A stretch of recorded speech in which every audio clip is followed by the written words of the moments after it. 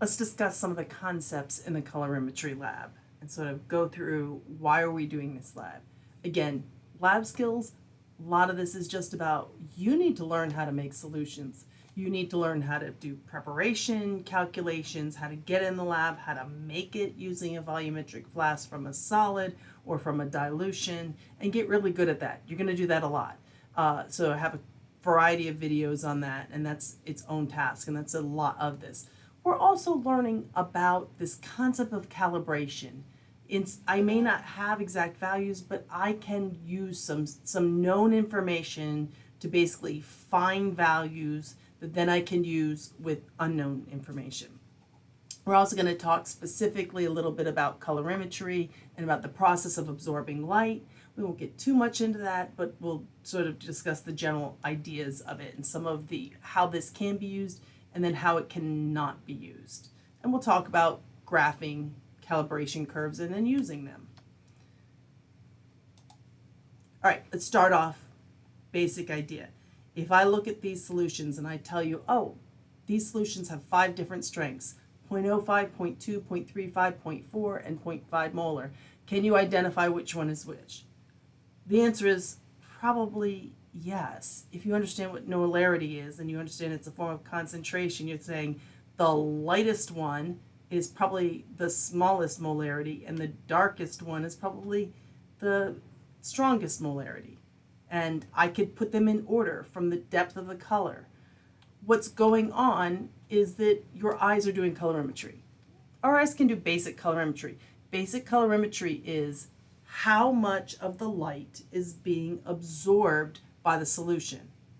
The more it absorbs, the less light that our eyes see.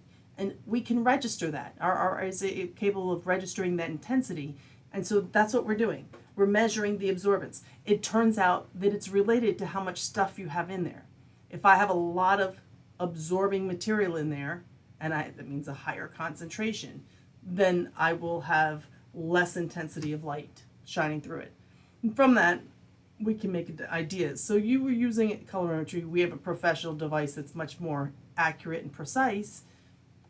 So what's going on? Let's talk a little bit about the theory of color of light and sight. I don't want to get too much into it, but when we look at an object, what's going on? So light from a light source, white light, so let's say it's sunlight, so it's all the colors of the rainbow. Our eyes perceive direct sunlight as white light. If it goes through a clear solution, what happens if it's a clear red solution, a transparent, let's say transparent red solution, the red does not get absorbed. The reason why it appears red to our eyes is because that solution absorbs other wavelengths, but it doesn't absorb the red. And the red, if it's transparent, is going through the object, and in this case, to our eyes. If we're talking about something opaque that's not transparent, like grapes or cranberries, and they're red, what's happening is that object, those cranberries, do not absorb red light. However, rather than the light passing through it, the light is reflecting off of it. All of the light goes onto the cranberries. The other colors are being absorbed by the cranberries, but not the red, and so the red continues through to our eye. So our eye sees the red reflected off of it. The intensity of that red tells us about the depth of the color, and that's what's basically going on. So as we see this, and this is all related to the reason why cranberries or Kool-Aid is red, has to do with what molecules are doing the absorbing of the light. At some level, it's a molecular thing. And so each molecule has certain wavelengths that it can absorb and certain wavelengths that it can't absorb. Remember, when we say wavelengths, we also mean the entire spectrum, not just the visible spectrum that our eyes are capable of detecting. So what's a colorimeter? Basic idea. So we have a light source, and then we have a filter that's just going to do one wavelength. So when we're doing this, we're not looking at all the light, we're just looking at one specific wavelength. And we need to know if that's a wavelength that can be absorbed by the sample. So that is what we'll do in the first part of this lab, is figure out what is the best wavelength for the particular solution that we're using. Okay, so it's just got one wavelength going through. In this case, it's showing just blue and green, so it's not one wavelength that's arranged in this particular example that I'm showing you on the screen, but our colorimeter only lets one wavelength through. So this is letting through blue and green. So the first thing it does, it says, let me measure the intensity of the light going into the sample. Ideally, the sample then absorbs some of that. And so some of the intensity doesn't make it through. Only some of it gets there. Some of it gets absorbed by the sample. The rest of it continues out through the end of the sample, and it measures the intensity on the other side. That ratio of the intensity is the transmittance, or if I multiply it by 100, it's the percent transmittance. And that then, if we take the log of the inverse of the transmittance, it's called something called absorbance. So basically, absorbance has to do with how much got absorbed. So from that number, so absorbance gets bigger as the sample absorbs more and more. Transmittance is the opposite. It less transmits through, but more is absorbed. All right, so that's what we're going to do, and the colorimeter will do all this for us. One of the things we need to consider as we're doing these experiments, again, if I'm looking at these three iced tea solutions and I say I've got 0.05 molar, 0.2 molar, and 0.5 molar of sugar in them, can you identify which is which? Notice they all look the same. That's because sugar is not absorbing any of the light. It's the tea in it that's absorbing the light. So the sugar, I can't tell. It's a clear colorless solute, and it's not, my eyes can't detect it. Similarly, if I said, oh, I've got a 0.2 and a 0.5 molar sodium chloride solution, sodium chloride's the same thing. It doesn't absorb in this wavelengths, invisible wavelengths, so I can't detect any color. It's absorbing it's transmitting all of the colors, and so I just see all the light. So that for colorimetry to work, I have to have a solute, a substance in that solution that is capable of absorbing a specific wavelength of light that I have a colorimeter that can use. So you can't just do colorimetry on everything, but on certain colored solutes, it works really well. All right, so the first thing we need to know is what color light will a particular solute absorb. At the beginning of this lab, you won't do something quite this complex. You'll be doing something, we'll just do 4 different wavelengths of light that our colorimeter is capable of using. But if you had a much more advanced device, you could look at the entire spectrum from, in this case, 400 to 700 nanometers and test all the different wavelengths in that range and say what gets absorbed the best. This is a particular absorbance spectrum of the material in a leaf. So this has a variety of ones. This has carotenoid, chlorophyll A and B, and then there's one more, no, there's only 3 in here. Okay, the peach one is the carotenoid, the green is the chlorophyll B, and that limey one is the chlorophyll A. And when I look at them, I see they don't absorb all the same colors of light. Truthfully, a good designed leaf is designed to have a huge, but all the dyes in it have different absorbing capacities so that it can take advantage of absorbing all of the sunlight it can, because sunlight equals energy source. If I'm looking at just the green one, the chlorophyll B, you can see that it peaks somewhere between 400 and 500. So this looks like this is about 450. If I wanted to study chlorophyll B, I would use a colorimeter that was capable had a wavelength range somewhere around 450. Or, no, there's another peak, but not as big. It's not the best one, but it would work also if I had somewhere about maybe 640. That's another peak there, but it's much smaller in intensity. So the best results would be if I had a colorimeter range that had something around 450.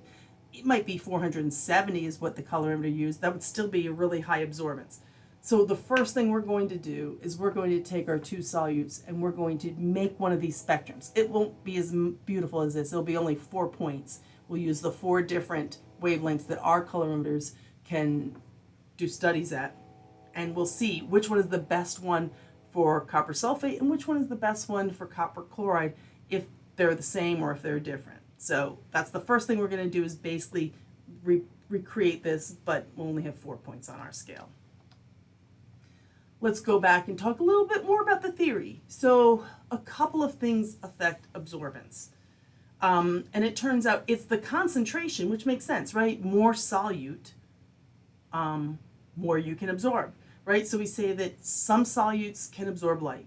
And again, this is at a particular wavelength of light. If it's absorbed, it doesn't pass through. We've talked about this already. If I have many of those molecules, it'll absorb more. Well, what is concentration? It's basically the ratio of moles of the solute per liter of solution. So if there's more moles of solute, I have a higher concentration, I'll have more absorbance.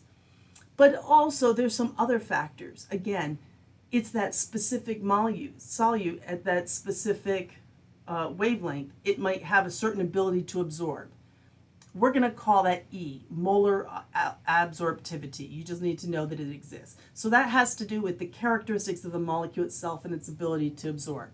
The other thing is the concentration is important. But the third thing is the path length. If I give it a really wide path, that means there's a lot of opportunity for the incoming light to find a molecule and get absorbed. So a thin sample will not absorb as much light as a thick sample. So that is a third factor, and that's the path length. So officially, we say the absorbance is equal to a combination of three things. This molar absorptivity, epsilon, this B, the path length, and C, the concentration. But we're only interested in concentration. However, that's where we can use a little bit of math techniques. So in theory, if I knew the epsilon, the molar absorptivity at a particular wavelength for a particular solute, and I knew the path length that I'm going to put it in. I'm going to put it in a sample container 1 centimeter long, and I measured its absorbance. I could calculate its concentration because I would know those other two things. But we don't really know that, and we're not really concerned about it. I just want to be able to get a proportionality constant. So what we're going to do is we say, I don't care about epsilon and I don't care about the path length, but together the product of them is going to be a proportionality constant that relates the concentration to the absorbance. And now I can measure the absorbance and determine what the concentration is if I know that proportionality constant. And we call this calibration. Calibration says, I don't need the textbook numbers. I just want an effective number that will work for my situation for today for these samples. And so as it changes day to day, we just recalibrate and get a new value of that proportionality constant for the specific day and the specific colorimeter and the specific circumstances. So we will take some known concentrations. So I know the C, and we're going to measure the absorbance. I'll now know the A. And from that, I find a pattern. I'm going to make a curve, and I'm going to get the slope of that curve. The slope of that curve is the epsilon times beta proportionality constant. And then I can use that for something new. Again, right, even if I actually did know the molar absorptivity, which we don't usually at a particular wavelength, but if I did know it, maybe I had done a lot of studying of it, there's still other factors that are going to affect error measurements of that day. So calibrating says, get rid of all the theory and the textbook stuff and just says, I'll just get a practical value that's going to work. So again, what we're doing is that we now have a linear equation. A equals, we're going to put this together, E times B, and I'm just going to call it together one thing, M, my slope. And then times C. And then, of course, our original equation had no plus, so let's say plus 0. Note that this has the format of a line. The equation of a line, one version of the equation of a line, is y is equal to mx plus b, where y is a variable, absorbance can change, x is a variable, concentration can change, but these are constants. Whatever they are, the molar absorptivity for a particular solute and the path length for a particular solute are the same, and they're together, and we call that m. That would be like the slope. And then we expect the y-intercept should be 0.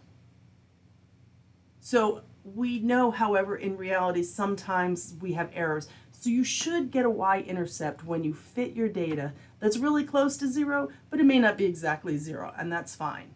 So one of the things that we're going to do to make sure we have a 0 is that when we first put our system set up, we're going to put in plain water. We're going to put in some blank solution, and for most of the times it's going to be plain distilled water. Distilled water does not absorb visible light in the range of the visible wavelengths. So if I put water in there, it shouldn't absorb anything at all. It should be 0 absorbance. So I'm going to put water into our container, put it in the colorimeter, and I'm going to hit a button called Cal. It's going to calibrate it, which basically says set this to be 0. The water shouldn't be absorbing anything. If it's not 0, if somehow the colorimeter's off, maybe there's some light leaking in, maybe there's some weird stuff going on, we're going to say, well, then this is 0. So you will hit the calorimeter button. There's a Cal button on the calorimeter. Sorry, there's a Cal button on the colorimeter, and that is going to 0 it out. Kind of like when you put something on a scale, right? You put the weigh boat on the scale and you 0 it out. Like, we don't want to weigh the weigh boat. Consider that 0. We're doing the same thing. But you should never push that button when you have a colored solution in there. That's going to it's basically going to erase your results. Kind of like if I put a weigh boat on a scale and 0'd it out, and then put my salt that I wanted to measure in it, and put it back on and hit the 0 button again, and it reads 0, and I'm saying it's not working, it's saying it's 0 mass. No, the scale's working fine, but you hit the button that said 0 it out. So the only time you're going to hit the Cal button is when water's in there. Got it? Excellent. Okay, so once I have collected this data, I have some known concentrations, one that I know what the concentration is. Well, you're going to figure out what the concentration is using your molarity rules. And I measure their absorbance. I can make this plot. Once I do, what I'm doing is basically I'm using this form of Beer's law to relate the concentration, C, to the absorbance, A. I'm going to get a trend line for this data. I'm going to plot it in a graph and get a trend line, and it's going to tell me the slope of that line, trend line. That slope will now be what I'm going to use, and there might be a y-intercept there. I now can fit this, and either if I know the concentration, I can predict what the absorbance is going to be, or what we're going to do, I'm going to give you an unknown concentration solution. You're going to measure its absorbance, and you have all the information you need because you have found the M and the B from your trend line. You can find the X, which in this case is the concentration, right? X in our line equation is representing the concentration, and Y is representing the absorbance. And so this is going to be a very good technique. This is the calibration technique we're going to use for using colorimeters. All right, specifically, this is what we get. Remember, to be a good graph, I want the absorbance on the y-axis. If it's down here on the x-axis, it's not so useful. Concentration on the x, absorbance on the y. You could do it the other way, but we don't. This is how we do it. In this case, it's telling me it fit the data to the line, and it's telling me what it is. So it's saying the slope is 4.625. That means the absorbance, y, equals 4.625, the slope, times x, which in this case is the concentration, plus b, which is the y-intercept. Now, it should be really close to 0, and it is, but it's not 0. It's 0.08, but it's small. That's what we want. So again, what happens? Okay, if I have a sample that I want to have a 1.3 absorbance for some reason, and I want to figure out what concentration I need to get a 1.3 absorbance, I can put 1.3 in for the value of A. The 4.625 came from my slope, and the 0.08 came from my y-intercept, and I can do math. I have to do some little algebra here, and I can solve for the fact that the missing concentration is 0.62378. Note, I also could have just kind of looked up here and found 1.123 and kind of gone over and down and said, oh, like it's around here, it's around 0.26, but here I'm getting a more precise value. So we want to use the line fit equation to determine this. So if I make a 0.26 concentration, I'm going to expect it to have a absorbance of 1.3. Similar to what we're going to do in our lab, I'm going to prepare a solution for you, and I'm going to Actually, more like this. If I measured it had 1.3, I can calculate what it is.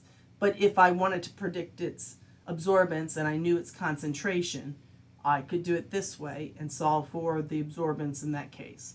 Again, this is going to be much more, so if I knew its concentration, I could predict its absorbance. And this says 0.5, 0.6, no, let's see, yeah, 0.6, 0.7, in between 0.7 and 0.8, like 0.73, and down here it's 0.7275. So I do want you to use the algebraic version to solve for when you have an unknown solution. However, it's going to be, you know, a little, it'll get you a little bit more precise, but you could just look at the graph. All right, moving on. Just talking about things that you need to do if you're going to do a good colorimetry experiment. You have to know the limits of how you can use colorimetry. So you have to use them, you can't just pull them out. Okay, one thing is that if I'm going to measure the absorbance of some unknown solution and I want to determine its concentration and I find a calibration curve. I can't necessarily use it. These are things I need to be sure of. The unknown solution has to be the same solute and the same solvent as the solutions that the calibration curve was made for. Otherwise, it's not relevant. It should be absorbing at the same wavelength. If I am taking a measurement at 635 nanometers and my calibration curve was done at 480 nanometers, it's not useful information. If my solutions should be in similar conditions, so same temperature, and they should be kind of on the same day. You know, all these other factors can affect the readings. So I shouldn't take a calibration curve on Monday and then come in on Friday and make a solution and measure it and expect it to be as good. It's probably going to be pretty close, but ideally we're supposed to do the calibration curve should be done on the same day as I'm making my measurements of my unknowns. Additionally, I should have absorbance, whatever solution I'm making, the absorbance it has should be in the same range as what the points on the graph were. If I have a calibration curve and the absorbances of the known solutions were between 0 and 0.3 absorbance, and then I take an unknown solution and it's 0.8, it's not in the same range as what I calibrated, and I'm not going to get as good results. It's not considered good practice. Same thing, my concentrations should be in the same, of my unknown, should be in the same range as what I used to make the curve. So when we're doing a colorimetry experiment, if you were to design it, I would have to predict what my concentrations might be of my unknown and design all my standard solutions that I know the concentration of and I measure the absorbance. I would want them to make sure to span the range of the concentrations that I'm expecting to see. So this goes into a lot of experimental design.